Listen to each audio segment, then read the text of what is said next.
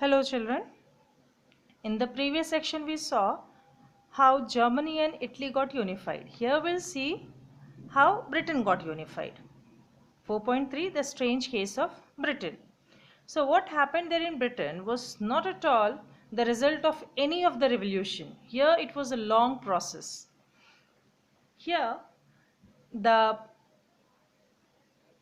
primary identities of the people there was so ethnic.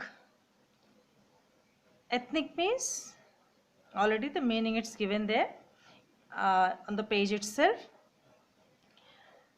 The people who follow the common identity, the common culture or the traditions. Right? So here the four groups of people, that is the four groups, that is English, Welsh, Scot or Irish. All these people, they had their own cultural and the political traditions which were so common. Here the English could grow its could grow more powerful because it started increasing its wealth. It was able to extend its influence over the other countries, over the other islands. It seized power from monarchy, and it could that is a nation state, that is it seized the power from monarchy in the that is through the English Parliament, and then it could form a nation state. Fine. The Act of Union, which was signed between England and Scotland, it was done in the year 1707, and this is how the union of these two land took place, and it resulted in the formation of United Kingdom of Great Britain. But here what do we see? The unification took place, but here Scotland was fully suppressed by the English. That is, they were dominated by the English members. Or you can also say that they were systematic, that is Scotland's culture or their traditions or their political institutions, everything, they were systematically suppressed by the English. That is, they were not allowed to speak their language, they were not allowed to follow their culture or their national dress.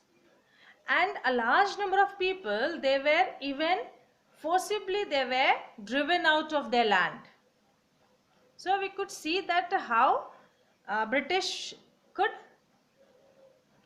make out that union. It is clearly visible that the English, they suppressed here Scotland or the Scottish people. Now further, if you see the case of Ireland, how Ireland also joined the group. Similar fate took place with Ireland also. Here two groups of people were there, Christians, that is Catholics and Protestants. The English people extended their support to the Protestant group. And the revolts of the Catholics, the Catholic groups were forcibly, they were suppressed. They were not allowed to put forward their viewpoint and all. And forcibly it was incorporated into, that is Ireland was incorporated into United Kingdom, where already Scotland was its member, or where already Scotland was present there. Here this shows, and this resulted in the formation of the British nation, okay, merged with all these kingdoms or merged with all these countries. And here it shows a very clear picture of the dominant culture of the English, dominant culture of the people of England. Here we see that the symbols of the newly formed Britain were the British flag, the national anthem, the English language.